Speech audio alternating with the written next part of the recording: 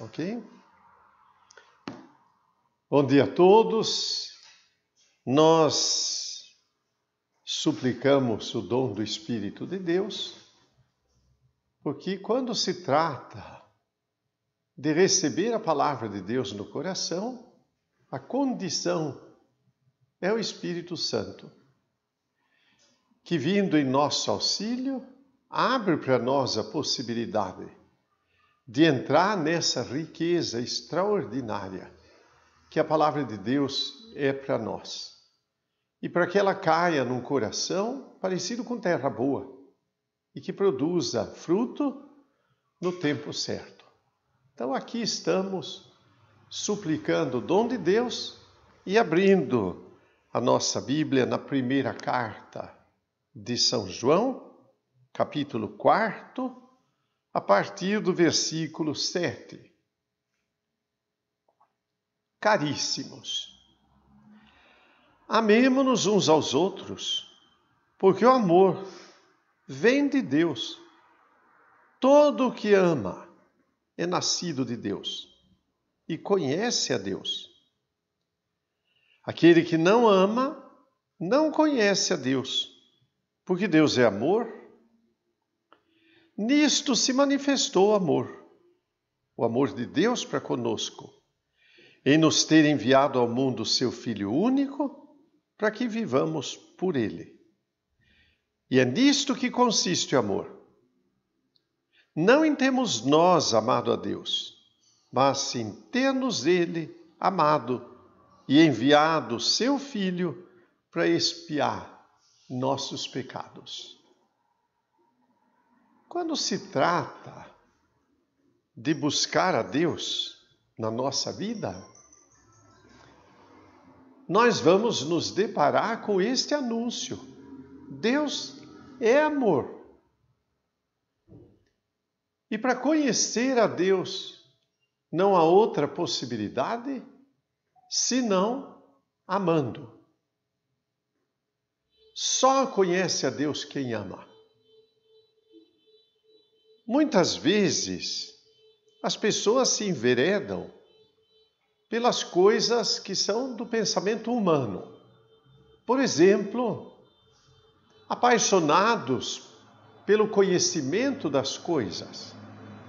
Talvez tenham para si que Deus é uma coisa a mais para ser conhecida. E de fato não é assim. Não é conhecimento intelectual que nos leva a Deus, mas sim o encontro pessoal. Eu me encontro com Deus. De que jeito? Amando. Amando o próximo, amando a Deus. Amando a Deus e ao próximo. E conviria que nós fizéssemos aqui um parênteses para buscar um pensamento de Santo Agostinho, que diz assim: no amor existe uma ordem que é perfeita. Nesta ordem, nós poderíamos colocar 3 categorias. Primeiro, as coisas. Segundo, as pessoas. Terceiro, o próprio Deus. De que maneira nós devemos amar? Numa ordem prática, quer dizer, aquela que nós aprendemos pela nossa condição humana. E nós vamos aprender o quê? Que começamos amando a nós mesmos. No amor que seja perfeito, isto é, aceitamos a nossa pessoa. Depois vamos descobrindo um pouco mais. Como quando uma gota cai na água e forma círculos, nós vamos crescendo no círculo cada vez maior. E descobrimos as pessoas. Para poder amar as pessoas, como amamos a nós mesmos. Queremos respeito? Respeitamos. Queremos auxílio? Auxiliamos. Queremos alegria? Alegramos-nos. Aprendemos logo em seguida que as coisas devem ser usadas, não amadas. Não no sentido em que se ama a outra pessoa e nem a nós mesmos. Nós nos amamos e amamos as outras pessoas muito acima das coisas. Por isso mesmo somos capazes de dividir.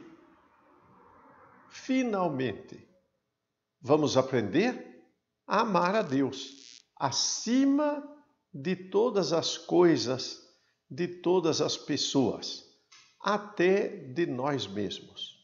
Esse é um itinerário prático. Depois poderíamos colocar o outro itinerário, que é aquele de importância. Ora, de importância, sem dúvida. Amamos a Deus acima de todas as coisas, ao próximo como a nós mesmos, e usamos as coisas. O amor consiste nisto, que Ele nos amou primeiro e entregou a sua vida por nós. Já na última catequese, nós lembrávamos que o amor tem sempre esta nota característica de iniciativa. Deus nos amou por sua iniciativa. E o amor em nós vai ser marcado pela iniciativa. De fato, quando os filhos vão crescendo, os pais não esperam que os filhos façam alguma coisa para eles retribuírem. Não. Eles amam os filhos antes que façam qualquer coisa. Tomam a iniciativa de providenciar o que os filhos necessitam, na medida da possibilidade. Deus, no tempo em que éramos pecadores, nos amou. A iniciativa do Senhor é tão brilhante e extraordinária que só pode pedir de nós uma resposta semelhante. Amemos e amemos na ordem. A gente ama então por gratidão, praticamente. A pergunta é esta, então, amamos por gratidão? Realmente, nós aprendemos a amar pela gratidão. E tão agradecidos que nós vamos nos perguntar imediatamente, o que podemos fazer? E não é essa a pergunta do livro dos Atos dos Apóstolos? Quando Pedro anunciou, o Senhor morreu, ressuscitou, Ele vive e está no meio de nós. Imediatamente, a multidão que estava ali perguntou, e o que devemos fazer? Também nós perguntamos, o que devemos fazer? Aí o amor todo há de se manifestar. Caríssimos, se Deus assim nos amou, também nós nos devemos amar uns aos outros. Ninguém jamais viu a Deus. Se nos amarmos mutuamente, Deus permanece em nós e o seu amor em nós é perfeito. Conhecer a Deus, permanecer em Deus, tudo isto depende de amar. Se amamos, o amor de Deus há de se manifestar em nós, então haverá perfeição de amor. Essa perfeição de amor não quer dizer perfeição desta vida, porque enquanto estivermos aqui, vamos lutar com as dificuldades próprias desta vida. Mas, se nós nos encontramos naquele que nos ama, vamos conhecer a perfeição que vem do alto, presença do Espírito, perfeição de vida cristã. Nisto é que conhecemos que estamos nele e ele em nós, por Ele nos ter dado o seu Espírito. E nós vimos e testemunhamos que o Pai enviou o seu Filho como Salvador ao mundo. Todo aquele que proclama que Jesus é o Filho de Deus, Deus permanece nele e ele em Deus. Nós conhecemos e cremos no amor que Deus tem para conosco. Deus é amor. Quem permanece no amor, permanece em Deus e Deus nele. Todo aquele que proclama que Jesus é o Filho de Deus. Duas proclamações são propostas aqui na carta de São João. A primeira escutamos umas duas catequeses já passadas. Todo aquele que proclama que Cristo se fez homem e habitou entre nós. Esse é de Deus. Agora, todo aquele que proclama que Jesus é Deus, esse é de Deus. Para que assim se complete. Cremos que Jesus Cristo é verdadeiro Deus e verdadeiro homem. Como homem próximo de nós, compreensível, nós podemos encontrá-lo onde? No próximo. Ele se fez próximo, identificou-se com o próximo, abriu para nós esta possibilidade para que não pensássemos num Deus tão distante que seria impossível conhecer e encontrar. Mas ele veio até nós. Por outro lado, se alguém perguntasse, e o Senhor pode realizar na nossa vida o que suplicamos, e que é, acima de tudo, a salvação de Deus, nós respondemos, claro que Ele pode. Ele é o Filho unigênito do Pai, que tem todo o poder no céu e na terra. Aquele início da carta aos Efésios, que diz assim, suplico, o apóstolo Paulo, que Deus conceda uma tal consciência da nossa esperança, da nossa herança e do poder de Deus. Suplico para que todos tenham a grandeza de Deus na vida. Realmente, conhecer o poder de Deus é conhecer que Ele pode nos salvar. Ora, Ele pode nos salvar sem dúvida nenhuma. Então aproximemo-nos daquele que, podendo nos salvar, abre para nós as portas da vida, porque Ele é o Filho unigênito do Pai. Todo aquele que proclama que Jesus é o Filho de Deus, esse vem de Deus e ama a Deus.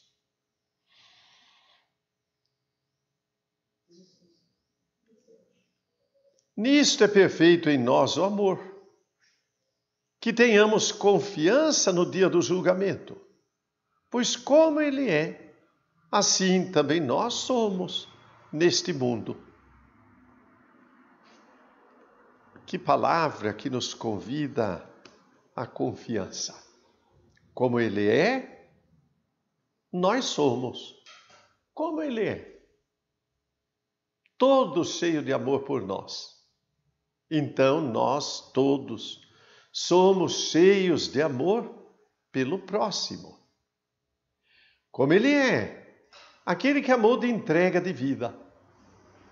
Então nós entregamos a nossa vida e aí olhamos aqueles que dão este testemunho. Por exemplo, o casal, pai e mãe de família, que mutuamente se entregam, doando a vida. Não é um caminho fácil, é um caminho estreito, mas é o melhor. Porque como Jesus Cristo é, eles são.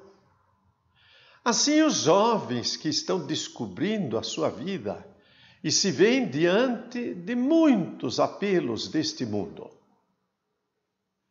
Os jovens serão como Cristo é, à medida que vão escutando a voz de Deus e vão neste deserto, aprendendo que não só de pão vive o homem, que não podemos tentar a Deus e que somente a Deus nós adoramos.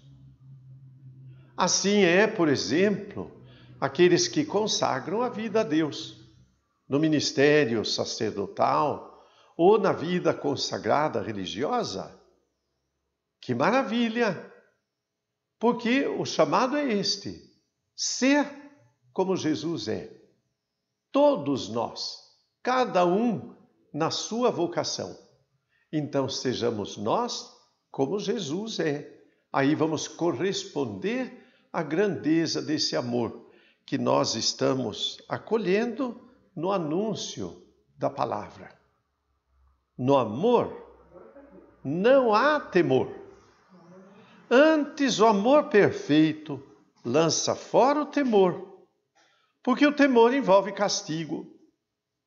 Quem teme não é perfeito no amor. Quantos exemplos hão de vir na nossa mente diante de uma palavra como esta? Temor, medo. Recordemos então, por exemplo, tão visível na nossa mente, o bebê que está engatinhando, lá pelos 8 meses de vida, e já engatinha por todo lado, e se depara com um degrau. Bom, ele vai conhecer o degrau, porque antes ele não conhecia. Um pouco mais adiante, ele se levanta e dá os primeiros passos. Caminha. Quando chega no degrau, toma um tombo. Na segunda vez que ele vai andar na direção do degrau, muito antes, ele se senta até chegar no degrau. O medo da queda faz tomar providência. Nós aprendemos desta maneira. Se nós um dia esbarramos em 2 polos de eletricidade e tomamos um choque, na segunda vez, de forma nenhuma, nos prevenimos. Aprendemos pelo medo. No amor, alguma coisa semelhante acontece, não igual. Amamos, às vezes, por medo de castigo. Isto se chama temor servil, parecido com aquilo que na escravidão acontecia. E que Deus queira que não aconteça mais. Alguém agia olhando a mão do feitor. Medo do chicote, fazia até aquilo que jamais faria se usasse de liberdade. Esse temor servil acontece na vida. Mas à medida que crescemos, nós vamos tirando o temor servil para assumir uma decisão que venha da liberdade e que nos leve a agir, a escolher de acordo com a liberdade que nos move a um determinado bem que conhecemos. Mas, quando aprendemos a respeito de Deus, aprendemos também a respeito do nosso pecado.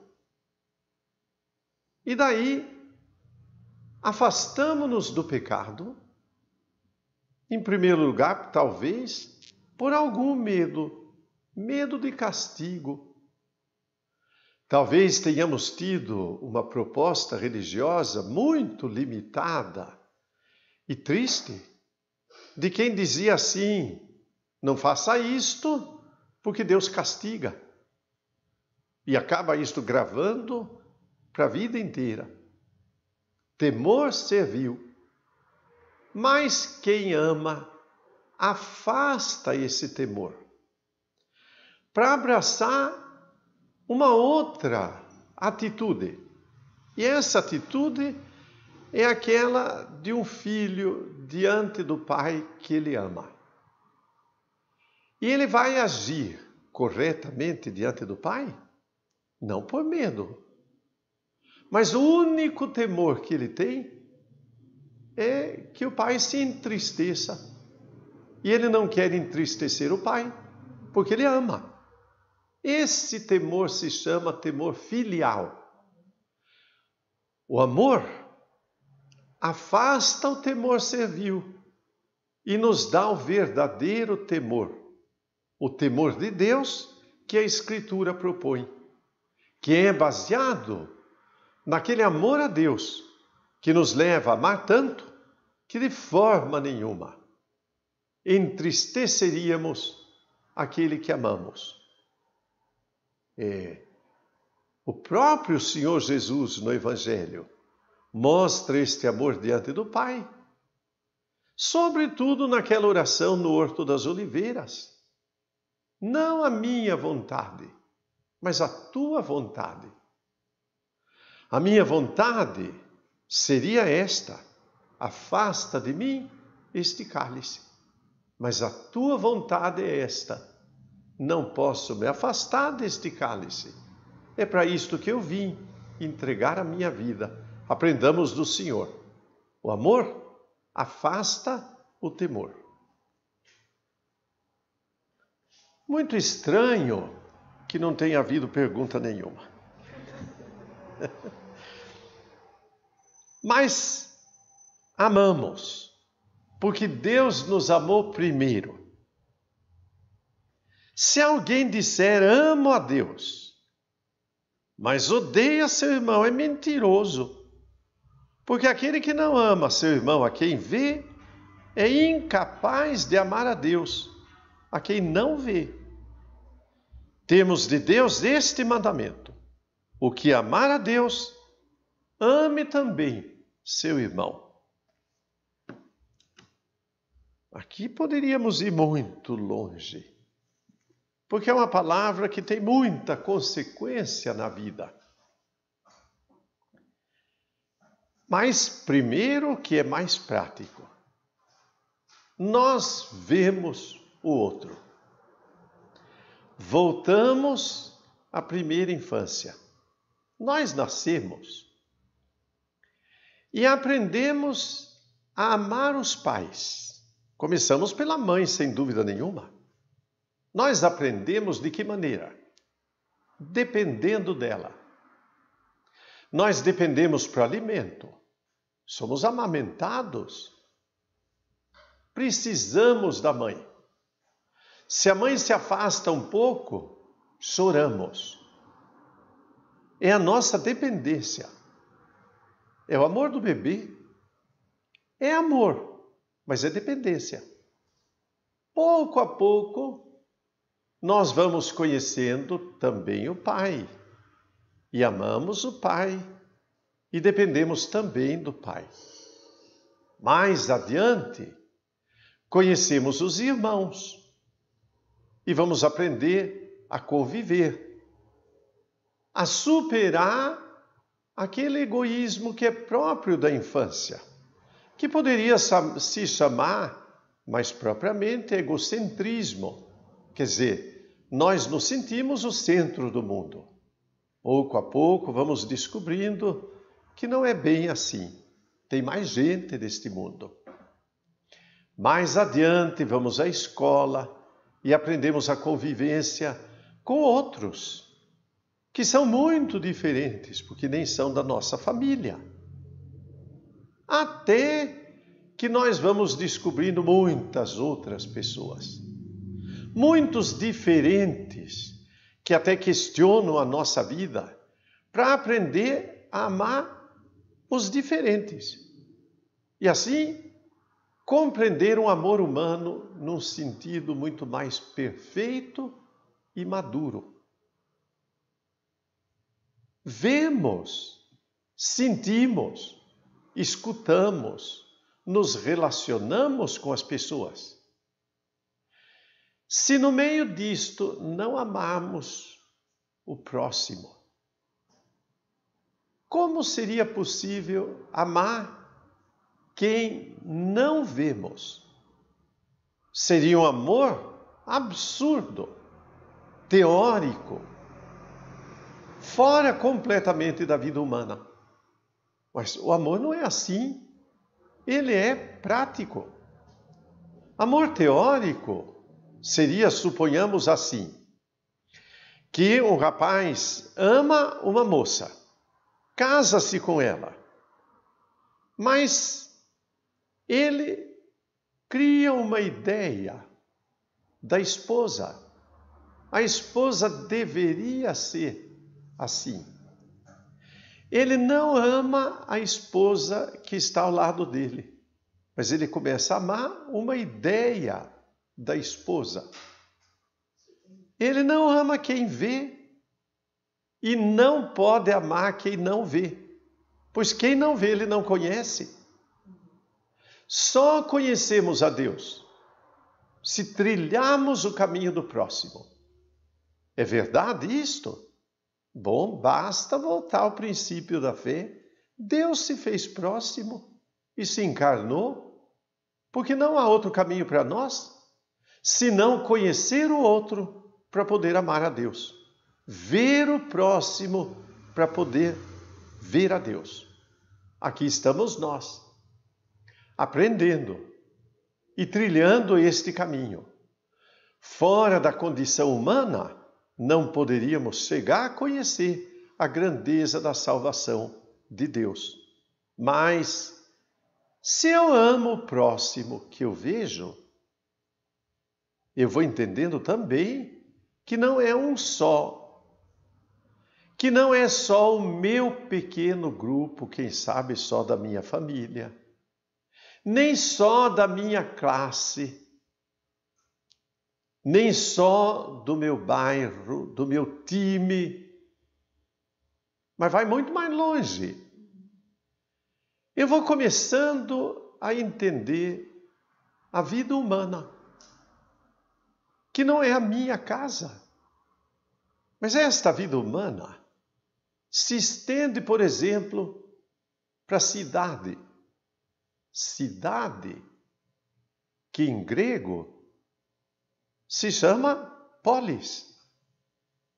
Então, o amor se estende à política, porque vai até a minha convivência com todas as pessoas na sociedade. Quem não ama o próximo que vê, como pode amar a Deus que não vê? Quem não se relaciona com a sociedade de maneira justa e boa, como pode dizer que ama a Deus? E vai mais longe. Então chegamos à pátria. Quem tem uma certa aversão pelo amor à pátria, talvez porque historicamente tenhamos vivido situações muito difíceis, quem não reconhece a pátria como objeto de amor, como pode dizer que ama a Deus? A pátria é esta onde nós vivemos e nos relacionamos. Pois bem, quem não ama o próximo que vê, como pode amar a Deus que não vê? Perguntas. Da Maria da Graça Sapé. O amor não é uma via de... O amor é uma via de mão dupla, não? Como amar aquele que só nos trai, que não demonstra nenhum amor? Isto. A pergunta é esta. Amor é via de mão dupla. E como fazer quando a gente quer amar uma pessoa que não corresponde de forma nenhuma? Só oferecemos e não somos correspondidos. Bom, em primeiro lugar, vamos para o Evangelho. Quem tinha correspondido para que Jesus entregasse a sua vida? Ninguém. Olha, nem os apóstolos. Um deles traiu, o outro negou. Todos se afastaram. Ficou o Senhor sozinho. Mas Ele amou até o fim. Porque Ele é para nós o nosso exemplo. Sem dúvida nenhuma, o amor mais perfeito vai ser sempre semelhante ao de Cristo. Não enternece o nosso coração. Vê, por exemplo, pais que têm filhos especiais e que amam ternamente, com uma dedicação total, esses filhos, sem renunciar de jeito nenhum. Às vezes pensamos que difícil, mas é tão perfeito esse amor. E que maravilhoso que é. Ou pais que têm os seus filhos lá na prisão. Como é difícil continuar amando. Mas na comunidade, quantas pessoas difíceis. E devemos amar. Assim é o matrimônio. O matrimônio que é cheio disto. Às vezes, marido e mulher levam uma vida de tolerância. Porque não existe aquela correspondência que esperariam ter. Não é uma correspondência que a gente diria no sentido absoluto necessária. Mas esperariam ter. Sofrem por causa disto, mas amam. E isto que é importante. Este amor é tanto mais perfeito quanto mais difícil. As pessoas se confundem com amor e romance, né, Padre? Sim. A questão é esta: o amor é confundido com uma ideia romântica. Realmente, quereríamos amar aquele que nos ama. É mais fácil. Mas não é assim. Nós vamos amar a outra pessoa como ela precisa ser amada. E como é que ela precisa ser amada? Do jeito que ela necessita. Então aproximemo-nos do Senhor, Ele vai sempre nos ensinar. Nenhuma pergunta sobre a política? Ainda não. O Padre, o senhor disse que não é possível amar a Deus se não for no próximo. Sim. Isso vai além de toda religião, então. Porque tem muita gente que ama muito as pessoas, que ajudam as pessoas, sem conhecer propriamente esse Deus que existe na nossa religião. Sim. A pergunta é esta. No relacionamento dentro da sociedade, há pessoas que amam as outras muito longe do conhecimento pessoal. Amam por um amor ao próximo muito mais elevado. Não? Então nós vamos lembrar de certas pessoas que viveram esta realidade e que nos entusiasmaram. Nós vamos nos lembrar de um estadista chamado Konrad Adenauer, presidente da Alemanha, logo depois da guerra. Ele foi capaz de agir de tal maneira, com uma política que levava em conta a verdade da situação da vida daquela sociedade, a justiça que tinha que ser realizada depois de uma guerra perdida, para realizar o bem comum de pessoas destroçadas pela guerra. Mas ele foi realmente um homem excepcional. Ele não conhecia cada alemão, mas a maneira como ele conduziu a vida no seu tempo e naquela política, realmente, ele realizou um grande amor ao próximo. Como nós encontramos, por exemplo, aqui no meio de nós, pessoas que amaram extraordinariamente. Olha, por exemplo, os vicentinos. E eu me lembro de muitos vicentinos. Lembro, por exemplo, de José Figueira, de Balarim, de Pomim e outros que deram a vida para socorrer famílias necessitadas, sem nenhum alarido, sem publicidade, mas recolhiam alimentos e o que era necessário e socorriam. Muitas casas foram construídas, o bem foi realizado. Por um acaso eles conheciam todos?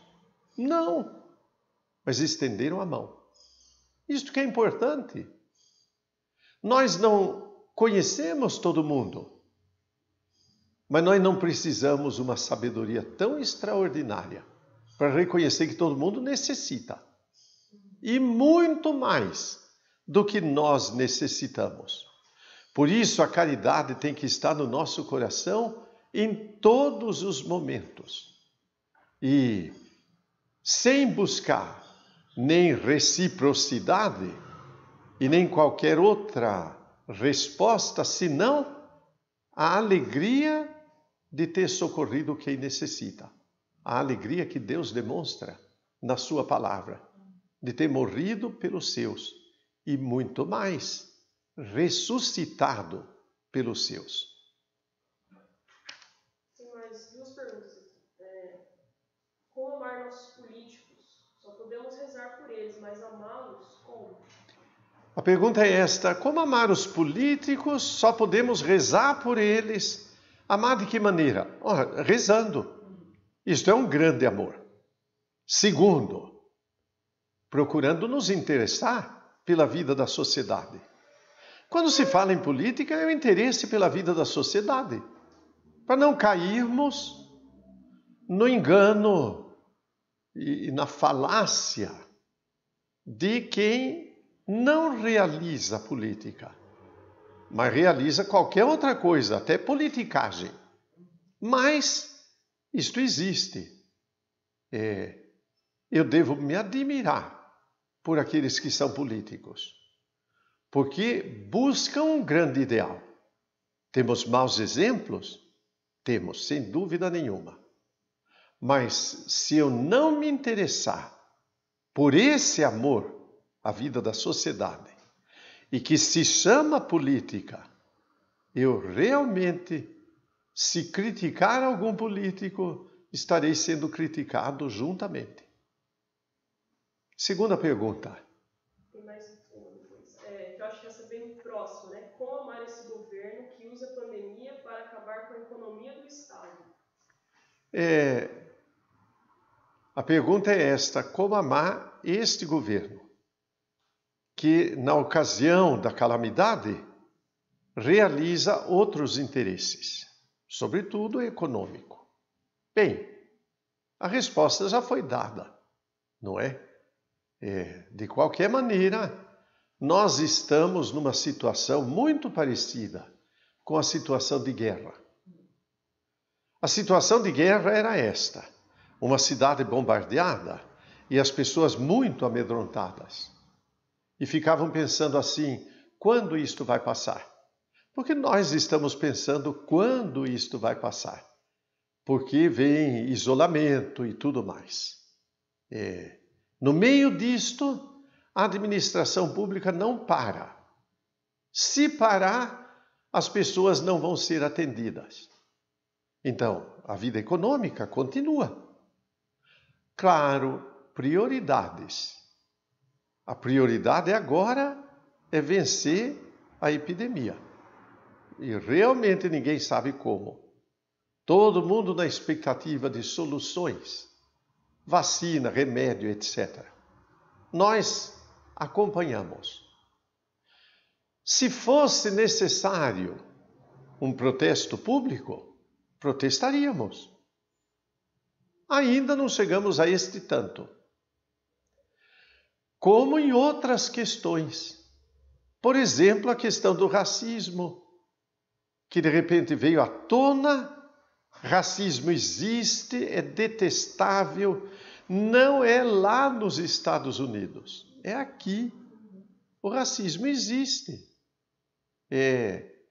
Criticaremos o racismo? Mas isto é muito fácil.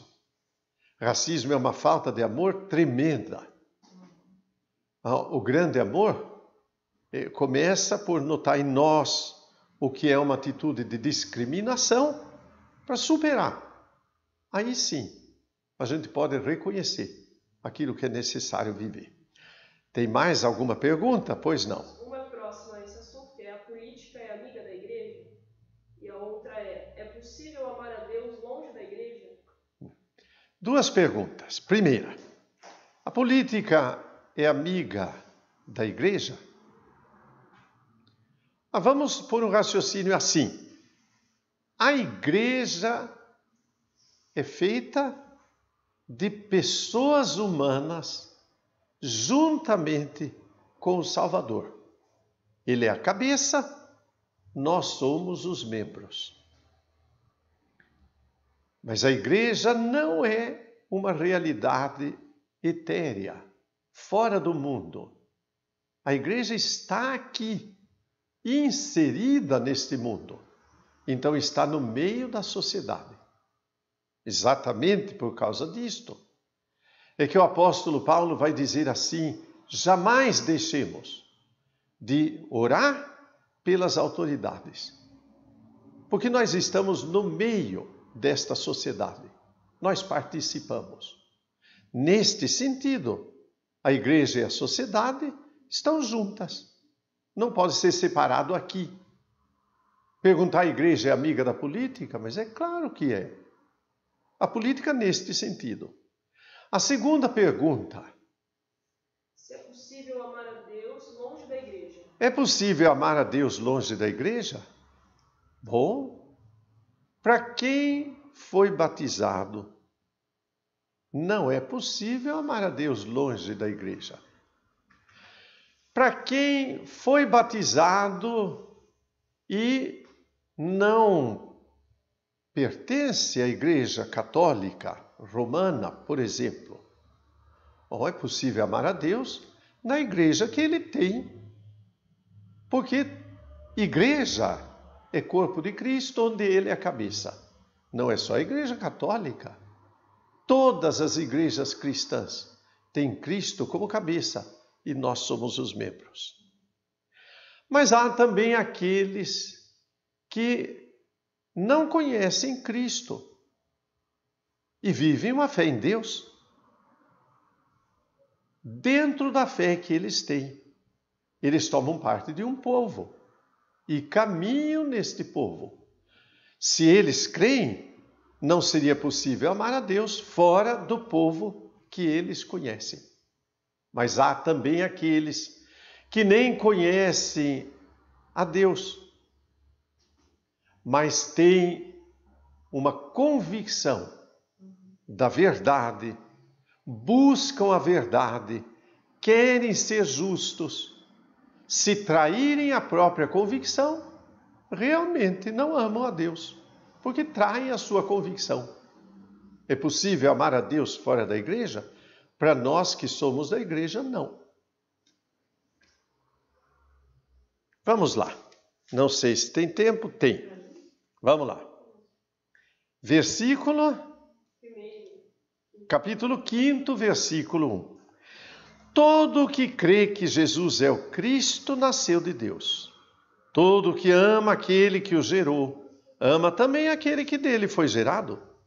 E nisto conhecemos que amamos os filhos de Deus, se amamos a Deus e guardamos os seus mandamentos.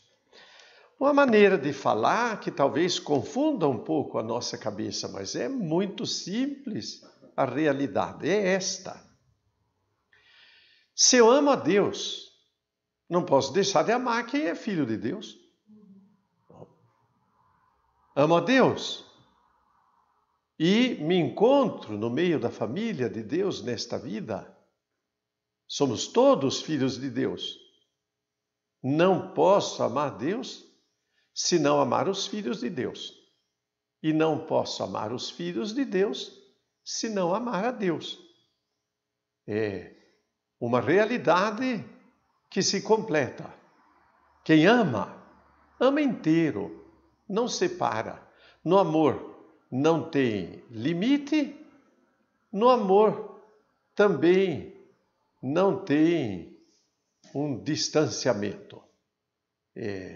Amamos todos.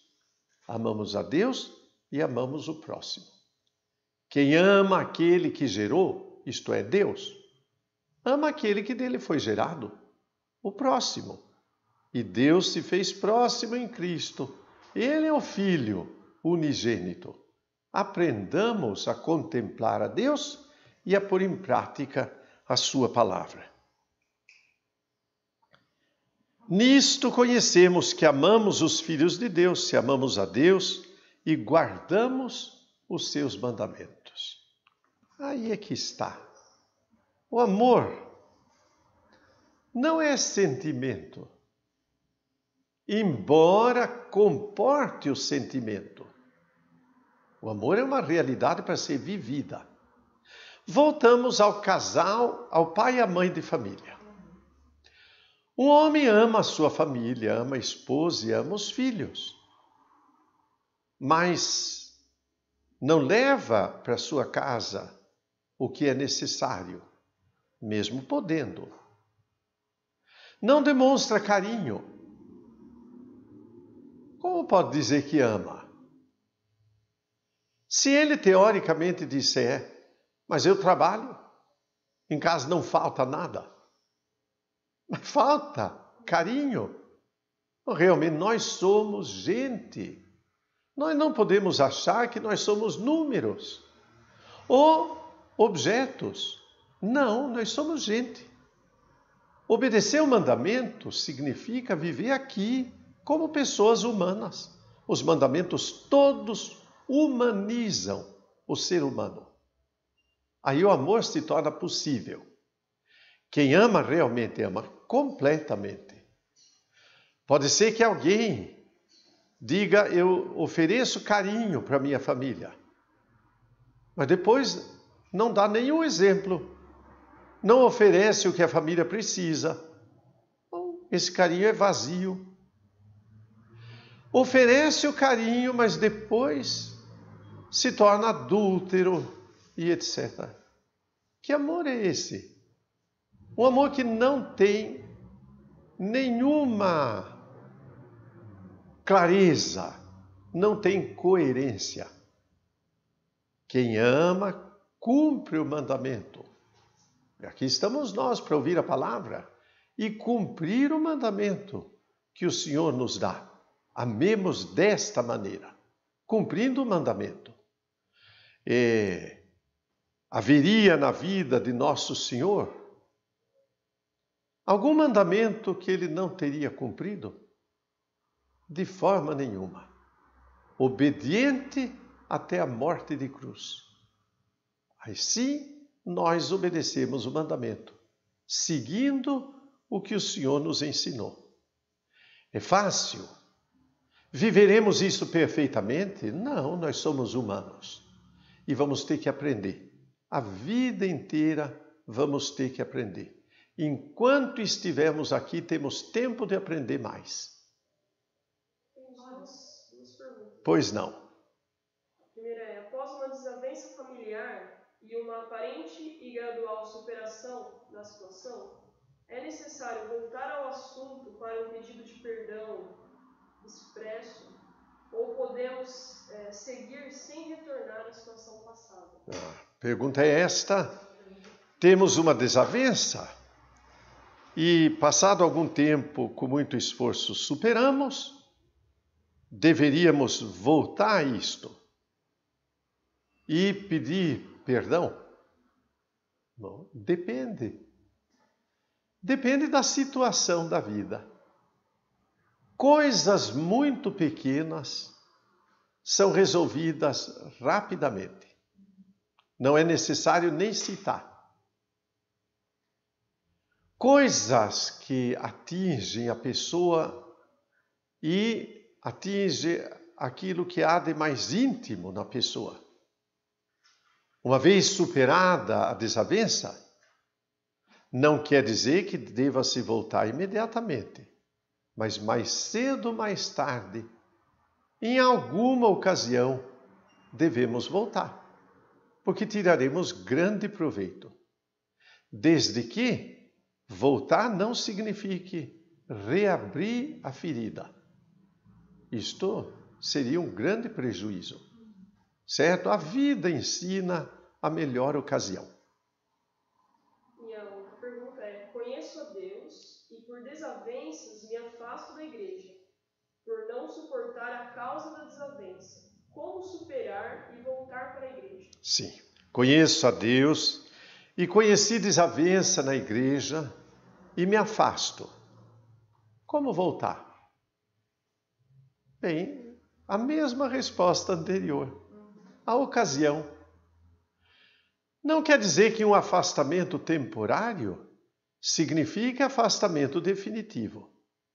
Às vezes, um certo afastamento nos leva a reconhecer com uma visão um pouco maior, desde que esta visão aconteça.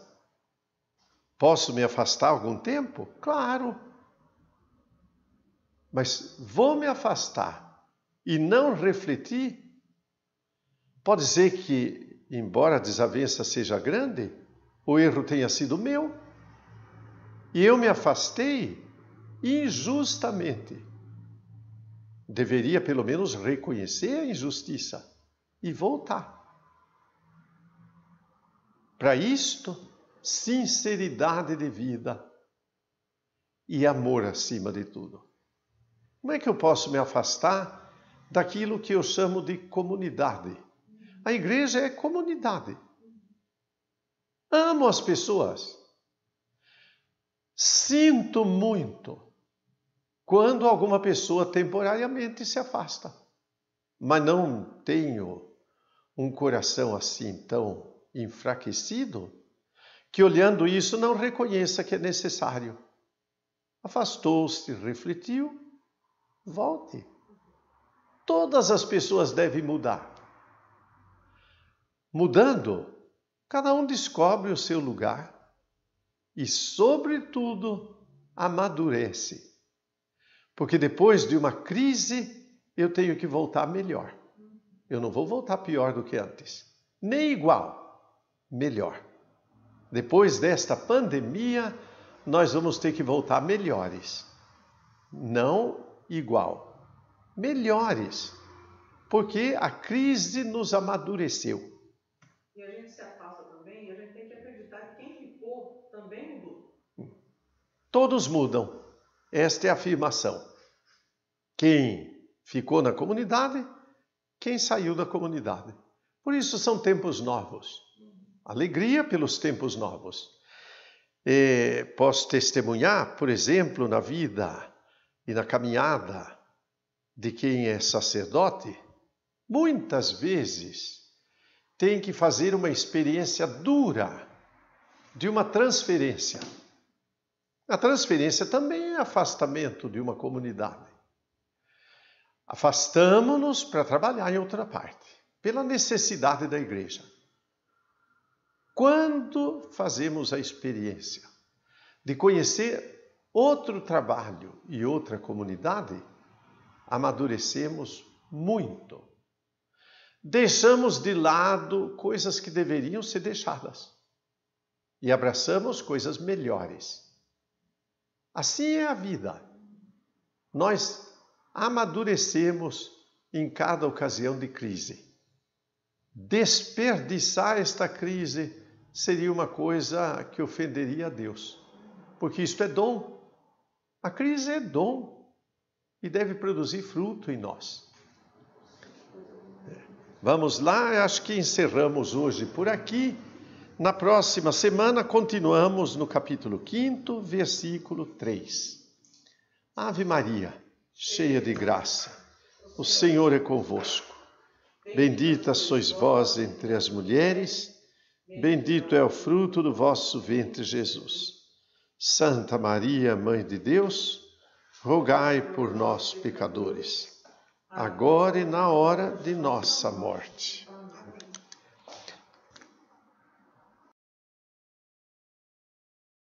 Não é para gravar. Nós